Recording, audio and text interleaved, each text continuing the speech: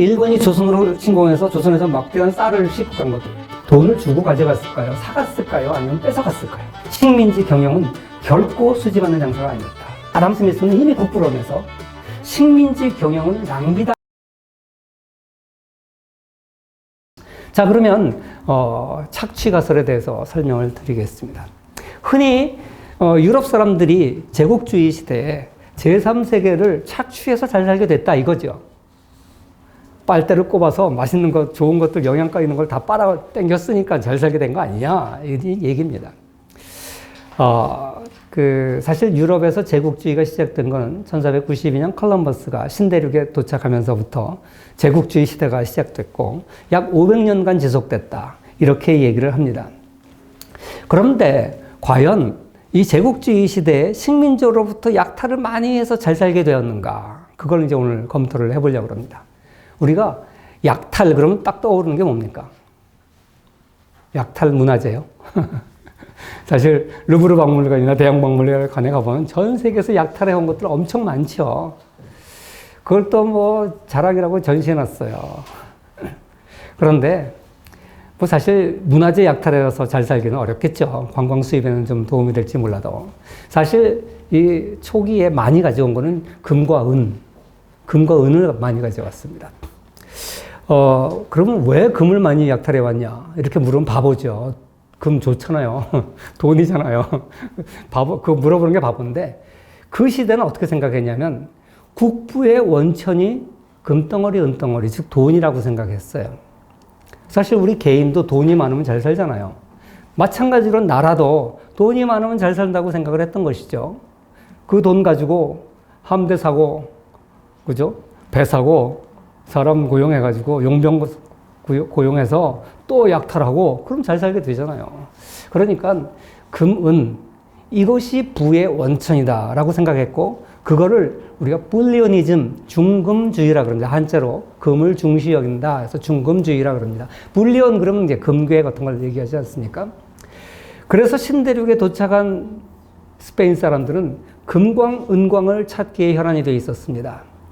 마침내 볼리비아에서 포토시 지역에서 세로리코 산이라는 산을 발견했는데 은의 산입니다. 은이 얼마나 많이 매장되어 있는지.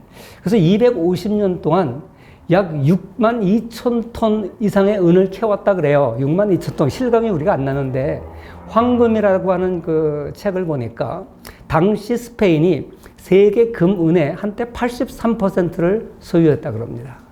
물론 그 은은 전쟁으로 낭비하고 나중에 또 다 차 사고 이런데 동양으로 중국으로 흘러 들어가요. 아무튼 이렇게 금과 은을 많이 캐왔습니다. 자, 그렇다면 금방 스페인이 잘 살아야 될 거 아닙니까? 그런데 그렇지 못했어요. 우리가 알듯이 16세기 스페인의 세기였지만 17세기로 넘어가면 네덜란드의 세기가 됩니다. 네덜란드, 스페인이 식민지였던 나라고 지금도 우리나라의 경상남북도를 합친 정도 땅밖에 안 되는 조그만 나라예요. 그런데 스페인의 뒤를 이어서 네덜란드가 스페인의 식민지들, 스페인, 포르투갈의 식민지를 다 차지하게 되죠. 그래서 스페인의 번영은 불과 70년밖에 가지 않습니다. 스페인은 이렇게 많은 금과 은을 가지고 교회 벽을 전부 금으로 칠하고요. 이런 테이블을 은판을 썼대요. 은이 얼마나 흔했는지 동상을 안 나고 은상을 세웠고요.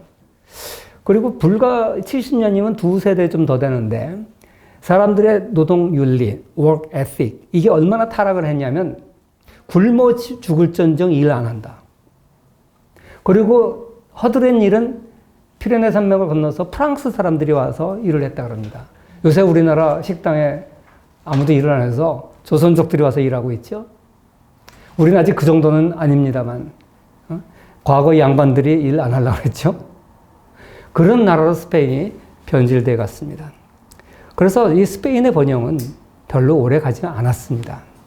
그래서 이 금과 은을 많이 갖고 와서 잘 살게 될 거라 누구나 그렇게 생각하기 쉬운데 역사적 경험은 그렇지 않습니다. 오늘날에도 스페인은 뭐 유럽에 있긴 하지만 우리보다 그렇게 잘 살지 못하잖아요. 축구는 좀 잘하는 것 같아요. 그런데 스페인 사람들이 한국에 와서 보고요. 자기네들은 거지라고 그러더라고요. 한국이 훨씬 더 잘 산다고 그 사람들 말로 그래요.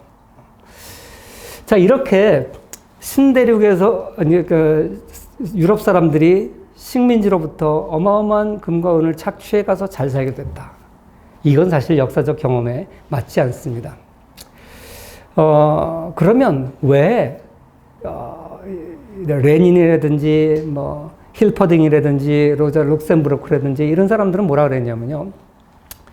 이 제국주의론이라는 책을 써가지고, 유럽에서 그 식민지 착취를 통해서 잘 살게 됐다. 이런 주장을 했는데 그 이유는 뭘까? 거기에 대해서 조금 말씀드리겠습니다. 우리가 그 식민지의 경제적 유익 그렇게 얘기할 때 흔히 네 가지로 얘기합니다. 첫 번째는 식민지로부터 값싸게 식량을 공급받았다. 두 번째, 식민지로부터 자원을 헐값에 공급받았다. 세 번째로, 식민지에다가 물건 팔아먹었다. 네 번째로, 식민지의 노동력을 착취해 먹었다. 이렇게 해서 경제적으로 이득을 취했다. 이 네 가지입니다. 그럼 이 네 가지가 사실인지 요즘 실증경제사학자들이 이걸 검증을 했습니다.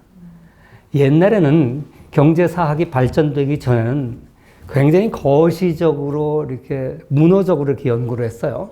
그런데 요즘은 이 계량경제학, 통계학 이런 기법이 발전되면서 경제학이 상당히 숫자를 가지고 검증하기 시작했는데 이 새로 발전된 연구 방법론을 역사에다가 응용하기 시작했습니다. 그런 일련의 학자들은 실증주의자들이 그런 걸 많이 했는데요. 계량경제사학 이런 것들이 많이 발전을 했습니다. 그래서 이러한 것들이 하나하나를 가설 검증을 해서 맞는지를 검토를 했습니다. 수많은 학자들이 매달려서 이런 연구를 세계 각지에서 했는데 그 연구 결과를 제가 종합해서 말씀드리도록 하겠습니다. 그런데 이 얘기를 하기 전에 우리가 500년의 서구의 제국주의 시대를 두 개로 나눠서 얘기를 해야 됩니다. 왜냐하면 제국주의론자들이 그렇게 나눠서 얘기를 하기 때문에 그래요. 흔히 전기 제국주의와 후기 제국주의로 나눕니다. 그리고 후기 제국주의를 경제적 제국주의라 그래요. 왜 그러냐면 여러분 경제적 이익을 가져오려면 아까 얘기했듯이 식량이라든지 공업 원료라든지 이런 걸 가져오려면 선행되어야 될 게 뭘까요? 선행되어야 될 게 운반수단이죠. 그러니까 기차가 발명돼서 생산지로부터 한국까지 운반할 수 있어야 되고 싸게 또 기선이 발명돼서 그 대서양을 싸게 건너올 수 있어야 돼요. 기선과 기차가 발명되기 이전에는 역마차 가지고는 그 무거운 소위 말하는 벌키 아이템이라 그래요. 무겁거나 부피가 크던가 목화 같은 거 이런 거는 경제성이 없어요. 범선을 가지고는 그 무거운 것들을 실어 날릴 수가 없습니다. 생산비보다 운반비가 4배 정도 들어요. 그런데 이렇게 기선과 기차가 발명되고 나서 산업혁명 직후입니다. 그러고 나서 비로소 경제성 있는 운송수단이 발명되고 나서 이제 대륙 간 이런 공업 원료나 식량이 운반이 가능했던 것이죠. 그러니까 그 이전에는 이런 걸 통해서 경제적 이득을 얻고 싶어도 못해요. 이때 할 수 있었던 것은 아주 비싸지만 부피나 작은 거, 후추, 향료, 금. 그때 제일 무거운 게 사람이에요. 노예예요. 그 외에는 국제무역의 대상이 아니었습니다. 그리고 그 이후에 이제 기차와 기선이 발명된 다음에 이런 공업 원료를 이런 걸 가져왔었기 때문에 그 이후를 후기 제국주의라고 그러고 또 다른 말로 경제적 제국주의 시대라 그래요. 그러니까 경제적 이익을 추구하면서 제국주의적 확장을 했던 시기. 그런데 이 기선이 발명된 게 언제인 줄 아세요? 우리가 그 타이타닉 영화 봤잖아요. 그게 1912년입니다. 19세기 말이 돼서야 비로소 대서양 횡단 기선이 등장하고요. 이것이 무역에 널리 쓰이게 된 것은 19세기 말 20세기 초입니다. 사실 일본이 조선을 침공해서 조선에서 막대한 쌀을 싣고 간 것도 20세기 일 아닙니까? 1910년에 한일합방이 됐으니까. 그러니까 우리가 이 레닌이라든지 이 사람들이 얘기하는 경제적 제국주의는요. 19세기 말부터 20세기 중엽까지 2차 세계대전까지 얘기를 말하는 겁니다. 그 이전 400여 년은 전기 제국주의라 그래서 제국주의의 동기가 좀 다릅니다. 경제적 이득보다는 어떻게 보면 왕들, 통치자들의 명예 또는 종교적 동기, 문화적 동기, 정치적 동기가 더 커요. 그래서 이 제국주의를 크게 두 개로 구별하는데 아까 얘기했던 네 가지 경제적 유익이 있지 않습니까? 그거는 전부 경제적 제국주의 시대에 국한되는 얘기입니다. 그래서 그걸 여러분들이 이제 잊지 마셔야 되고요. 자, 그러면 이 짧은 경제적 제국주의 시대, 100년이 채 되지 않는 경제적 제국주의 시대의 네 가지에 대해서 하나하나 살펴보도록 하겠습니다. 먼저 식량의 공급 기지에 대한 얘기입니다. 쉽게 얘기해서 싸게 식량을 공급받았다는 얘기인데 이거는 대부분의 학자들이 인정합니다. 그림에 있는 거는 일본으로 싣고 가려고 하는 군산항에 쌓아놓은 이제 쌀입니다. 조선 쌀입니다. 사실 일본은 메이지 유신을 단행하고 나서 공업화에 들어가면서 생활 수준이 올라가고 쌀이 부족했습니다. 쌀값이 많이 뛰었어요. 그래서 이 쌀값을 안정시키기 위해서 조선으로부터 많은 쌀을 싣고 왔는데요. 사실 일본 사람들이 먹는 쌀은 우리가 알다시피 짜포니카게라 그래서 우리가 먹는 거하고 비슷하죠. 좀 끈적끈적한 쌀. 저기 초밥 만들려면 이게 잘 뭉쳐져야 되잖아요. 근데 일본과 한국을 제외하고 모든 나라 사람들이 먹는 쌀은 뭉쳐지질 않아요. 초밥을 못 만듭니다. 그러니까 조선으로부터 싣고 갈 수밖에 없어요. 그래서 조선을 이제 병합한 다음에 이 사람들이 조선에 일본식 쌀농사 재배법을 많이 보급을 했죠. 그래서 이렇게 일본이 많은 쌀을 싣고 간 거는 다 인정을 합니다. 일본 사람들은 조선을 합병하고 나서 제일 먼저 한 게 땅의 주인이 누구인가, 이 토지조사 사업을 했고요. 그게 끝나자마자 산미 증식 계획을 합니다.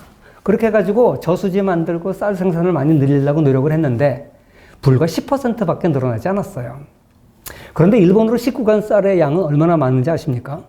자, 그러면 어느 해는 50%의 조선 쌀을 싣고 갔어요.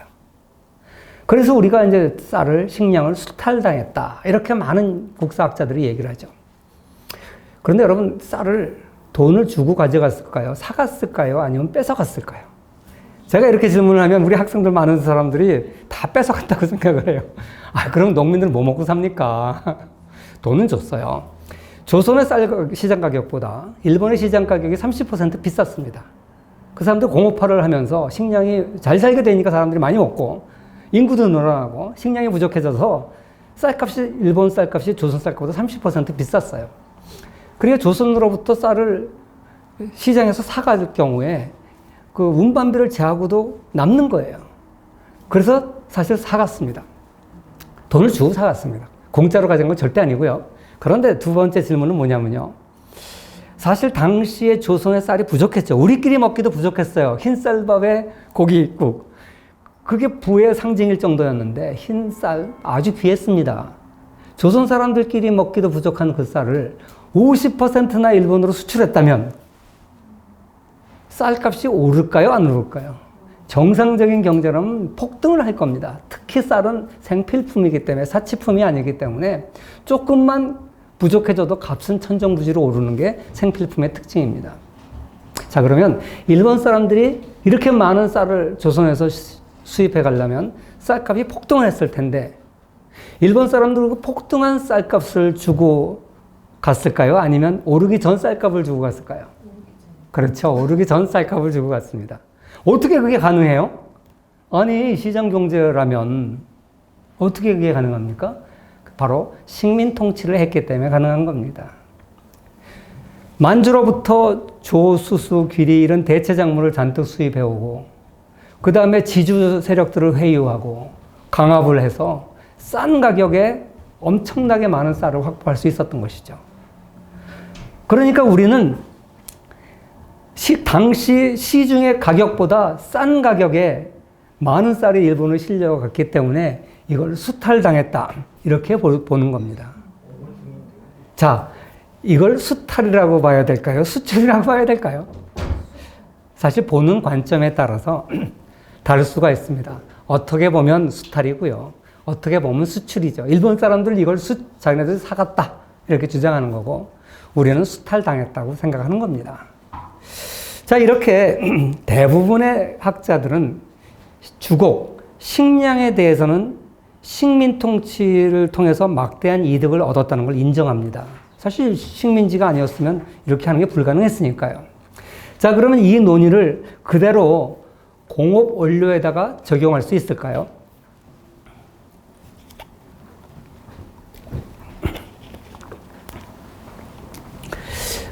아까 스페인 사람들이 신대륙에서 어마어마하게 많은 금과 은을 싣고 갔다 그랬습니다. 자, 그러면 중남미에서 귀금속을 수탈당했으니까 중남미의 귀금속이 귀해지고 돈이 귀해지면 인플레이션이 심해지는 겁니다.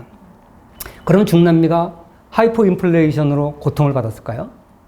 그런 일은 전혀 일어나지 않았습니다. 왜 그런 일이 일어나지 않았을까요? 왜 그러냐면요. 중남미 사람들은 금과 은이 돈이 아니었습니다. 중남미 사람들은 돈이 뭔지 아세요? 아마 상상이 안 갈 텐데 나쁜 초콜릿이라는 책을 보면 거기 나와요. 뭐냐 하면 카카오 원두였습니다. 카카오 원두 사실 저도 몰랐는데 카카오 원두가 어떻게 생겼냐면 우리 커피 알갱이 같이 생겼어요. 제가 그 그림에 있는데 그 카카오를 깨면 그 안에 이제 하얗게 쌓여있는 알맹이가 나와요. 그 알맹이 겉에 있는 하얀 부분이 달고 맛있다 그래요. 그거 먹고 나면 그 안에 콩 같은 게 있는데 그거를 깨면 이게 카카오 초콜릿에 올려옵니다. 근데 이게 어떻게 화폐가 될 수 있을까 이렇게 생각하시는데 여러분 물품 화폐의 조건이 몇 가지가 있습니다. 첫째, 모든 사람이 원해야 돼요. 금처럼 은처럼. 그런데 이 우리나라 사람들 김치 좋아하고 인도 사람은 카레 좋아하듯이 이 사람들은 다 이 초콜릿 가루를 먹었대요. 유럽 사람들은 이때 몰랐습니다. 이걸 빻아서 음식에도 넣어서 먹고 이걸 전투식량으로 썼다 그래요. 요새 미군 전투식량이 초콜릿 필수품입니다. 굉장히 고열량이 나오기 때문에 이거를 휴대하고 아주 간편하고 고열량이 나오기 때문에 이걸 휴대하고 전쟁을 한다는 거예요. 그래서 이 카카오 원두는요, 모든 사람이 원하는 물품 화폐 조건에 들어가고요. 크기가 균일해요. 커피 콩이라는 게 비슷하잖아요. 이것도 거의 비슷하고. 그 다음에 잘 변색이 안 돼요. 변하잖아요. 소금같이 막 비만 오면 녹아버리면 상품 화폐로 가치가 없는데. 그 다음에 분할이 용이해야 돼요. 소 같은 거는 모든 사람이 원하지만 분할이 안 돼서 화폐로서 가치는 없는데 분할이 용이하잖아요. 물품 화폐가 가져야 될 완벽한 조건을 가지고 있는 게 카카오 원두입니다. 그래서 이 아즈텍 문명에서는 카카오 원두가 화폐였어요. 그러니까 스페인 사람들이 가서 금과 은을 찾으니까 이 사람들이 이해를 못하는 거예요. 그거 돌멩인데 사실 돌멩이잖아요. 금광석 돌멩입니다. 왜 쟤네들 저렇게 미쳤지 저걸 저렇게 좋아하냐. 그랬더니 그 뭐라 그랬냐면 코르테즈와 그 부하들이 우리는 금을 먹고 산다 그랬어요. 전쟁에서 포로로 잡혔을 때 목구멍에다가 금을 부었대요. 많이 처먹으라 그러면서. 하여간 이런 에피소드들이 있는데 코르테즈가 몬테수마 황제를 이제 포로를 잡고 왕궁에 들어가서 보니까 금과 은을 기대했는데 그런 건 하나도 없고 이 카카오 원두가 10억 개 있더래요. 아, 돌아버리는 거죠. 이놈들, 미친놈들이 이게 뭐에 쓰는 물건이요. 그러면서 그래가지고 이제 나중에 왕을 가둬놓고 뭐 방 하나를 금으로 채우고 방 몇 개를 은으로 채우고 그러면 석방하겠다 뭐 이런 조건 나와서 전국에 금과 은을 모으고 뭐 이런 짓거리를 했어요. 나중에 다 죽여버렸죠. 약속도 안 지키고. 아무튼 당시 그 아즈텍 문명은 화폐의 단위가 카카오 원두일 뿐만 돈의 역할을 하는 게 카카오 원두일 뿐만 아니라 화폐 단위도 카카오의 개수를 가지고 했다 그래요. 짐꾼 일당이 원두 100개 뭐 이런 식으로. 자, 그러다 보니까 아무리 많은 금과 은을 서양 사람들이 캐간들 아즈텍 문명이나 잉카 문명에는 아무런 경제적 영향이 없었어요. 그런데요, 여러분 그 산에 있는 돌멩이도 우리 그 돈 주고 사야 되잖아요. 아, 그 산에 가면 쎄 베렸다 그러죠. 천지 빽깔인데 돌멩이가 왜 그걸 돈 주고 삽니까 우리가? 왜 삽니까? 그 이유는 운반비가 들어서 그렇죠.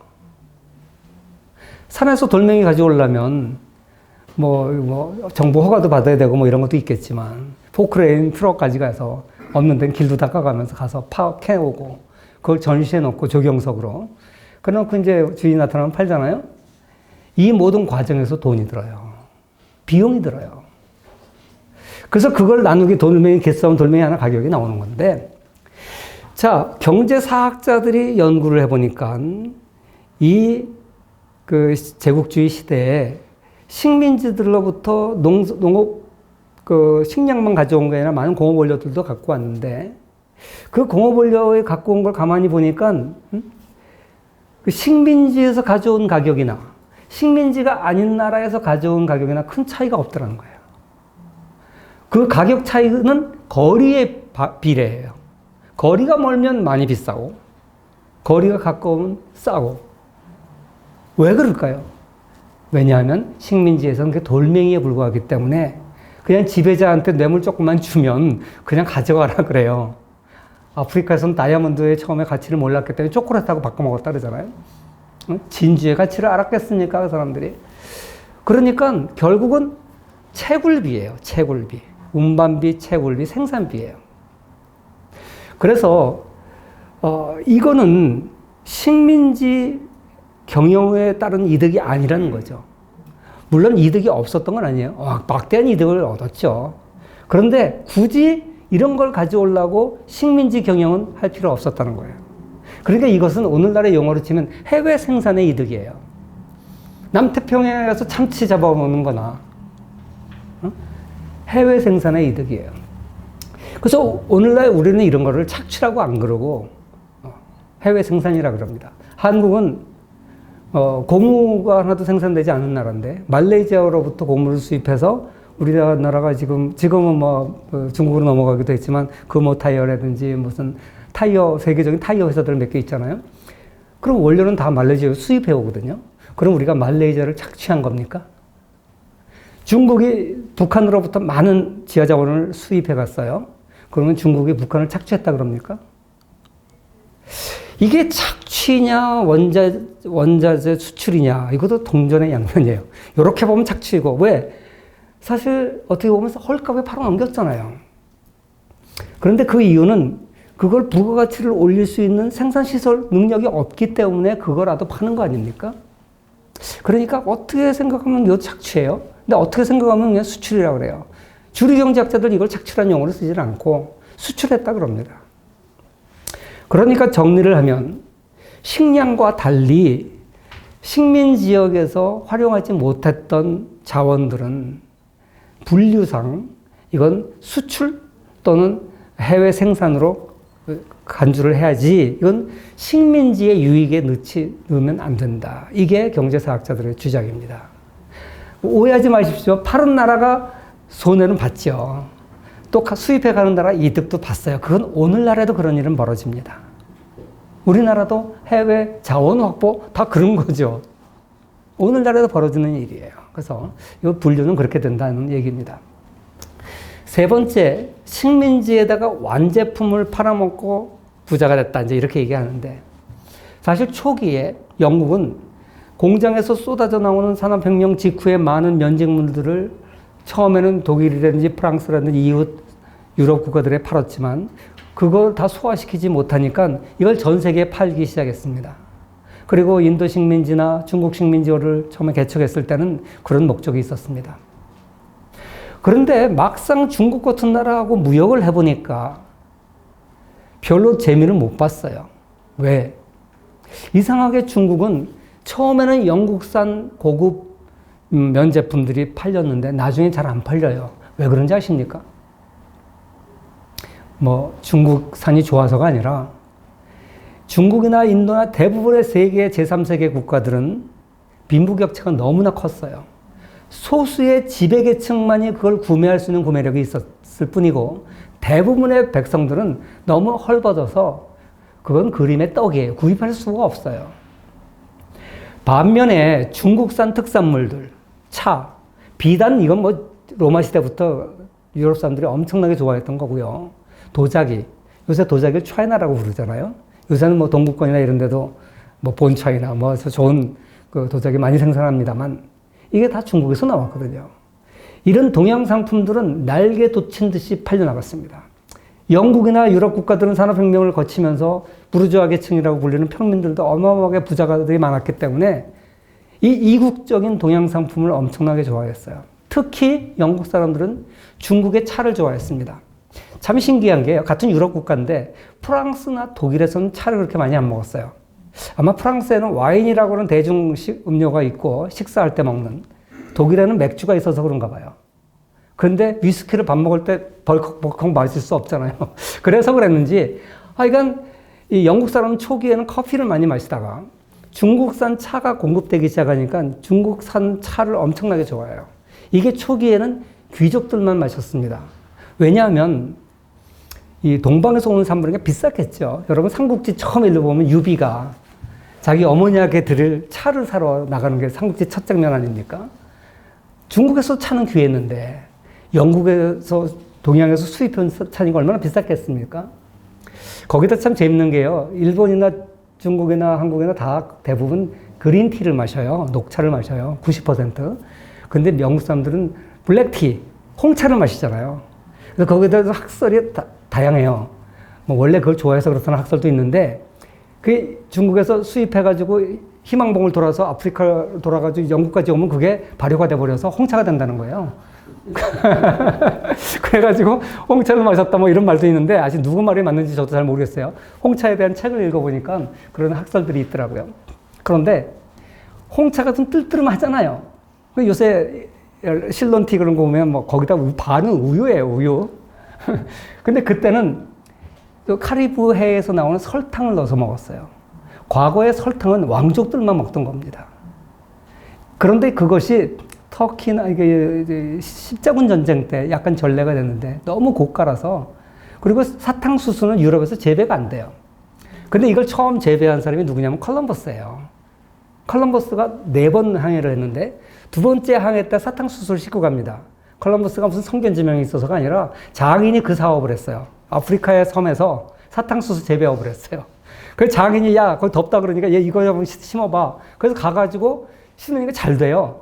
그래서 카리브해가 사탕수수 농장이 확산이 됐고, 그래서 흑인들을 많이 싣고 간 겁니다. 역사가 그렇게 전개가 돼요.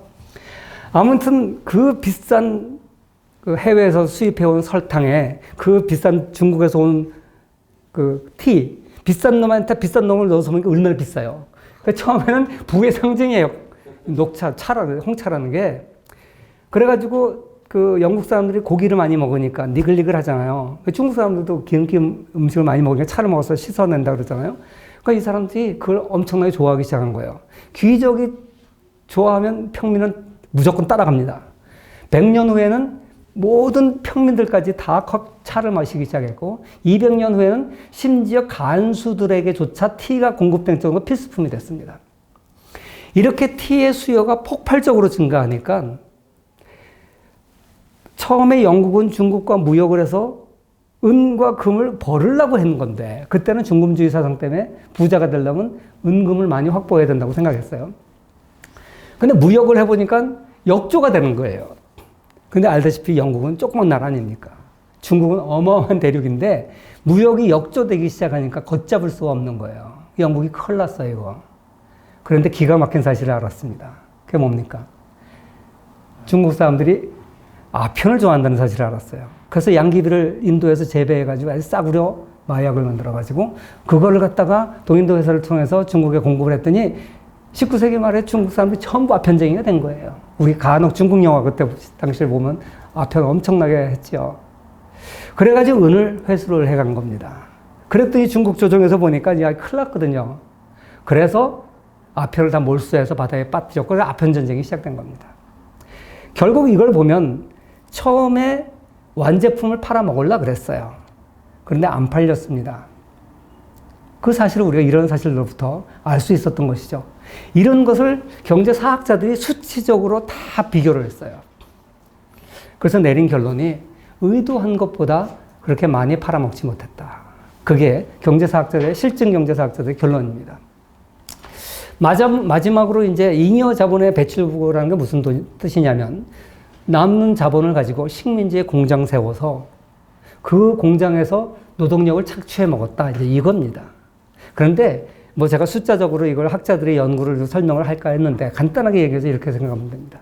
여러분, 물건이 안 팔리는데 공장 세우면 어떻게 됩니까? 망하죠. 경제사학자들이 연구를 해보니까 유럽 사람들이 세운 식민지 중에 구대륙에서는 거의 공장을 세우지 않았어요. 구대륙이라 하면 이런 중국, 인도 이런 나라들이고요. 그리고 유럽 사람들이 가서 세운 신대륙들, 호주, 북미, 캐나다나 미국 이런 데는 공장을 세웠어요. 그러나 구대륙은 세우지 않았습니다. 별로. 왜? 안 팔리니까. 그래서 이 네 가지 아까 얘기했던 그 제국주의론자들이 주장하는 네 가지의 경제적 이득 가운데 세 가지는 거의 약간은 뭐 이득이 있을 수도 있지만 큰 시득이 없었다. 식량을 제외하고는 별 시득이 없었다. 그리고 또 이 제국주의론자들이 한 가지 간과하는 건 뭐냐면요. 항상 코스트와 베네핏을 비교해야 돼요. 코스트 베네핏 어널리시스를 해야 진짜 이득이 얼마인지 나오는데 베네핏은 이렇게 얘기하면서 식민지를 경영하는데 얼마나 많은 비용이 들었는지 얘기를 안 해요. 근데 우리가 알다시피 식민지 쟁탈전을 벌이면서 지네들끼리 엄청나게 전쟁했어요. 7년 전쟁. 유럽에서는 왕위 계승 전쟁이지만 북미 대륙에서는 미국과 영국과 프랑스 간에 북미 대륙을 놓고 쟁탈전이 벌어진 거예요. 결국 거기서 영국이 이겨서 지금의 그때 당시 루이지애나 식민지라고 불렀는데 지금의 미국과 캐나다의 중간 가운데 토막을 전부 미국이 차지했던 것이죠.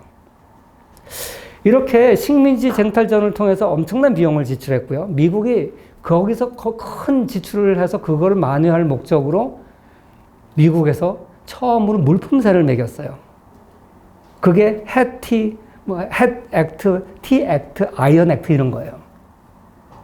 근데 하도 반발을 하니까 다 철폐시켜버려요, 그 다음에. 그리고 티 액트 하나만 남겨놔요. 왜? 티 액트 이거는 동인도 회사가 적자로 좀 망해 가고 있었기 때문에 동인도 회사를 지켜주려고 그거 하나 남겨놨다가 그것 때문에 보스턴 티파티가 일어나는 거예요. 아무튼, 이렇게 7년 전쟁 같은 걸 치르면서 엄청나게 비용이 들었고요. 그 다음에 반란이 있어요. 중국의 전국적으로 일어났던 태평천국의 난. 그 다음에 인도의 세포의 난. 이런 건 전부 반제국주의 운동이었습니다.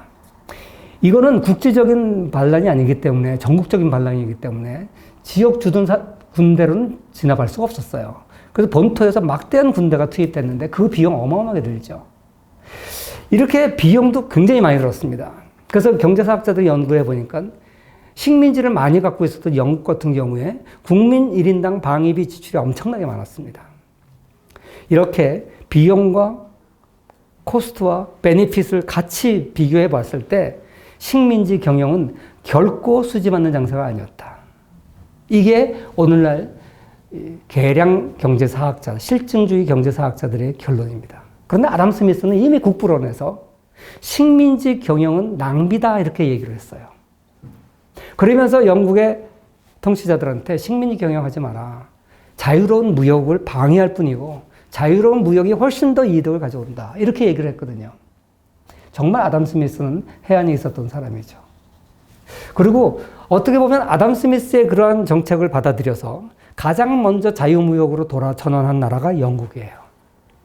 초기에 이런 제국주의를 정리하고 그런 사실들을 우리가 알 수 있습니다.